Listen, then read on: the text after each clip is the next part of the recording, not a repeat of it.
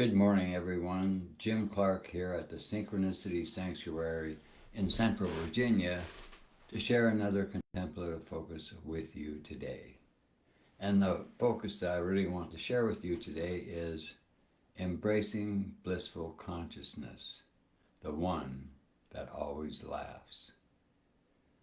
Even though we get caught up in stories about who we are and what life is and create serious versions of reality, we are always deeply connected to a playful, blissful consciousness. That is our truth. That is the truth of all and everything.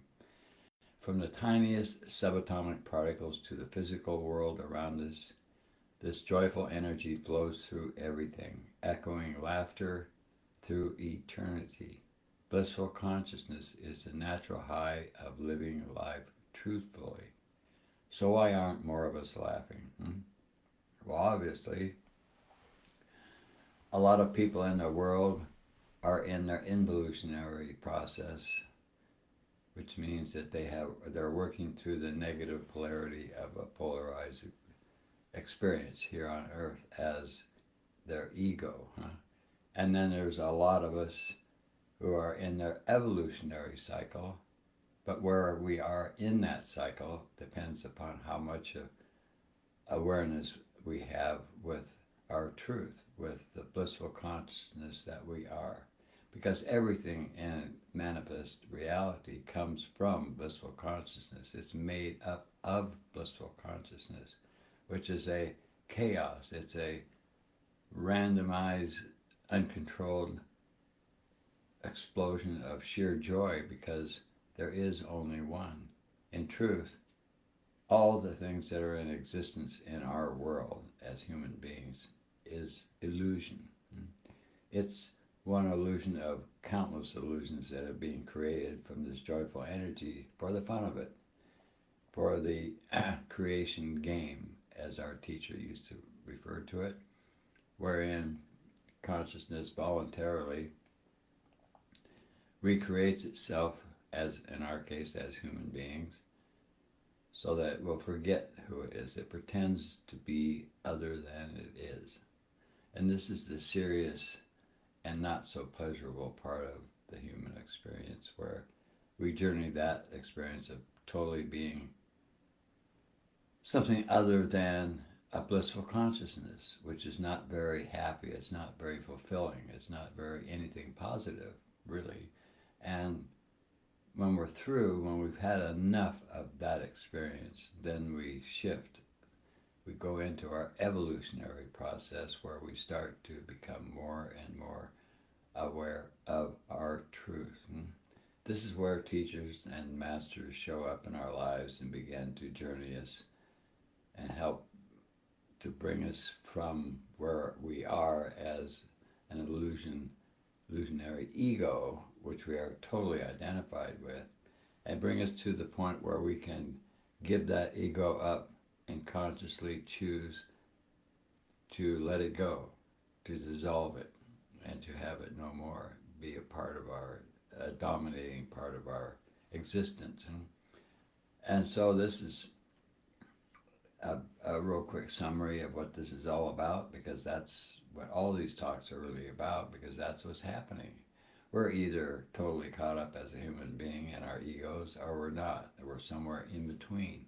We've journeyed and we've learned and we've experienced experiences that validate the truth of one source consciousness as the underlying reality of all and everything, and yet we still are stuck with our ego. We're not quite ready to give it up, or we have not been able to successfully give up our egos, because for us, that's death.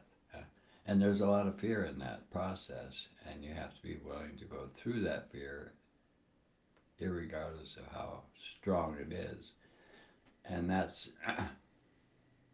really probably the main point of this sharing here is that bringing yourself to that point in your evolutionary process is a matter of lifetimes. It's not something that you can just choose to do. That would be an egoic perspective, right? I can do this and nobody can stop me. And yet, until you're ready, you're not ready. And that's just the way it happens for everyone. The greatest masters on earth, to the ones who are just beginning to meditate for the first time in their cellular journey, this is the way it works. And how it plays out for you will be different than how it plays out for me, and on and on and on. So there's no judgment about it, even though we may have judgment about it. It's really not true. It's not a truthful perspective, because in truth, we are all equal players in this creation game. Whether we are a master of meditation, or whether we are a beginning meditator, or whether we're someone who's never even heard of meditation, we're all equal. Everything is equal, and there's nothing else in existence except for the consciousness that is creating this moment in our lives. This moment where you're watching, I'm talking from a human perspective. Being human is being an illusion. Being human is part of the process of journeying, consciously journeying our lives as human beings, slowly discovering the truth of who we are. And once we discover that truth, once we are aware of that truth, we still must journey our relationship and our identification with the egos that we are so attached to. It's kind of funny in some ways when I've heard back in the beginning days of my meditation career of people talking about themselves being or are attempting to be illumined, and yet the one that's trying to be illumined doesn't really exist at all. The one that's trying to be illumined is the illusion that keeps us from being illumined, because we're still identified with it. And this identification runs deep, and it's not something that's very easy to just let go of. In short, what I'm saying is we don't have any control over it, because the essence of blissful consciousness is chaos. It's celebrating itself in every moment. And there is nothing else, so there's no fear. It's just all love. It's all one. It's consciousness loving itself. And in this, there's no fear, so there's no need for any control. There's no need to structure something. There's no need to put a fence around anything. So it's just one never-ending, blissful celebration of itself, loving itself. Now, the human journey, on the other hand, is where we periodically attempt to celebrate ourselves. We periodically attempt to be loving and inclusive and truthful, and yet somehow we may touch upon this for a moment, and then that moment goes and we're back into our ego again, and we're journeying the journey. And we think we did something wrong, or we think we didn't do something enough, and so forth and so on. But my perspective on this and the journey that I've had up to this time is that, yes, there are moments when we are more likely to be able to bring ourselves to that critical point where we could dissolve our ego and let go. And yet, are we ready to do that? Are we ready to do that at all? Or do we need to have more lifetimes where we come to that point before that realization is in our cellular history and strong enough that we can let go of our ego? And so, in other words, we can let our ego die. We can let our ego dissolve itself and no longer be, even for just a moment. That's like who I remember reading stories, actually, when I first started to meditate, the stories from the East about very powerful masters over there, and one of the tests that he would give new disciples coming to sit with them and meditate was that they would be up in the mountains and he'd ask them to jump off the cliff. Literally jump off the cliff. Of course, they wouldn't die if they did so, because the master was there to just test them, a test to see if they were ready to sit with that level of awareness, and to gain more awareness and impetus towards that end. And so uh, it's not about the ego. The ego is just what it is, and who cares? The more you care about the ego, the more identified you are with it. And it's like fighting the rain when it's raining, or trying to shade yourself from the sun when the sun's shining. It's there, but it's nothing to worry about. And protecting yourself from too much rain or too much sunshine is just a natural act of the human experience. It's not a happening that deserves much consideration at all. And in truth, neither does this, because it is happening, and it's happening from our truth. We are evolving from total identification with the ego to no identification with the ego.